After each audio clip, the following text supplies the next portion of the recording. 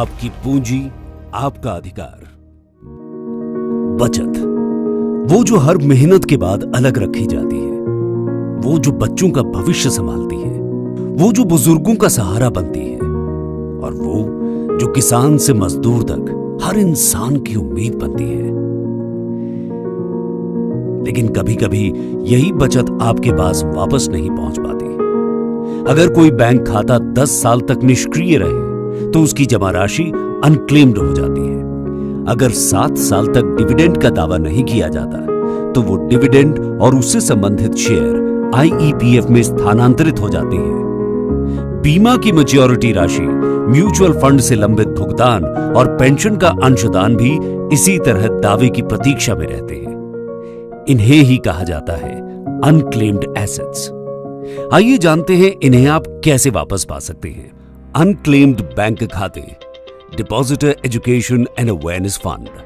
अगर आपका बैंक खाता 10 साल तक संचालित नहीं हुआ या अनक्लेम्ड रहा तो वो राशि भारतीय रिजर्व बैंक आरबीआई द्वारा स्थापित depositor education and awareness fund DEA fund में स्थानांतरित हो जाती है। लेकिन चिंता की कोई बात नहीं, ये राशि आपके ही नाम से सुरक्षित रहती है। वापसी की प्रक्रिया सरल है। अपना खाता खोजने के लिए भारतीय रिजर्व बैंक के उद्गम पोर्टल पर जाएं और विवरण जांचें। अगर आपका खाता वहां दिखे तो बैंक शाखा में जाकर केवाईसी पूरा करें और आपकी राशि आपको ब्याज सहित वापस मिल जाएगी। और अगर आपका खाता वहां नहीं दिखता तो चिंता न करें। अपने पुराने दस्तावेज जैसे पासबुक या स्टेटमेंट ढूंढें और सीधे अपने बैंक शाखा से संपर्क करें। बैंक आपकी मदद करेगा और सही जानकारी उपलब्ध कराएगा। अब जानते हैं अनक्लेम्ड डिविडेंड और शेयर की राशि का दावा कैसे किया जा सकता है। अनक्लेम्ड डिविडेंड और shares. Investor education and protection fund. अगर 7 साल तक डिविडेंड या शेयर का दावा नहीं किया जाता तो वे कॉर्पोरेट कार्य मंत्रालय के अंतर्गत investor education and protection fund यानी आईईपीएफ में स्थानांतरित हो जाते हैं। लेकिन ये भी सुरक्षित रहते हैं और आपके पास वापस आ सकते हैं। प्रक्रिया है iepfa.gov.in पर जाकर नाम या पैन से खोजें। अगर आपका नाम विवरण वहां दिखाई देता है तो mca.gov.in से IEPF 5 फॉर्म भरें।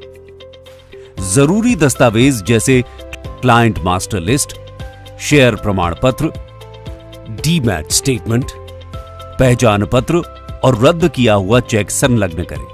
फॉर्म जमा करने के बाद सर्विस रिक्वेस्ट नंबर यानी SRN नोट करें और सभी आवश्यक दस्तावेज कंपनी के नोडल अधिकारी को भेजें। साथ ही डाक द्वारा भेजी गई पोस्टल रिसीट को MCA पोर्टल पर अपलोड करें।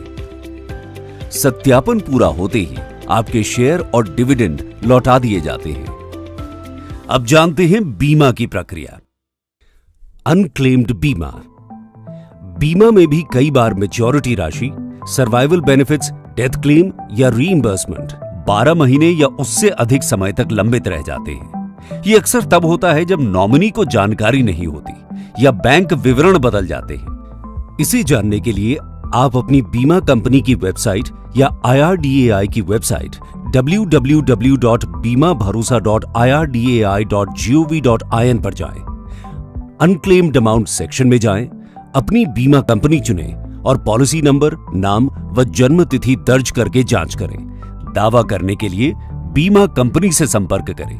पहचान पत्र, बैंक विवरण और दावा प्रपत्र यानी क्लेम फॉर्म जमा करें।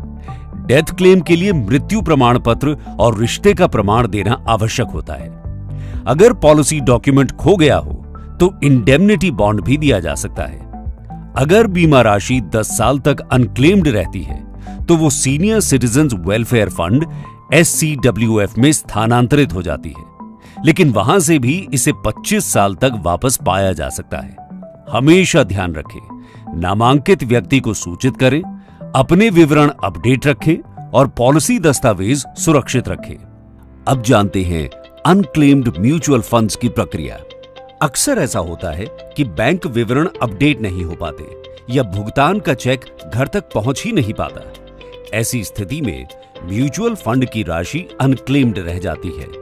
इसे वापस पाने के लिए अपनी म्यूचुअल फंड कंपनी की वेबसाइट या registrar and transfer agent RTA की वेबसाइट पर जाएं और अनक्लेम्ड म्यूचुअल फंड खोजें या सेबी द्वारा स्थापित मित्र पोर्टल जो एमएफ सेंट्रल वेबसाइट पर उपलब्ध है वहां जाएं और इनएक्टिव तथा अनक्लेम्ड अमाउंट्स खोजें, दावा फॉर्म भरें, फंड हाउस या रजिस्ट्रार को जमा करें। जांच पूरी होते ही आपकी राशि और उस पर हुए लाभ सीधे आपके बैंक खाते में जमा हो जाएंगे। भविष्य में ध्यान रखें, केवाईसी, बैंक विवरण और पता हमेशा अपडेट रखें।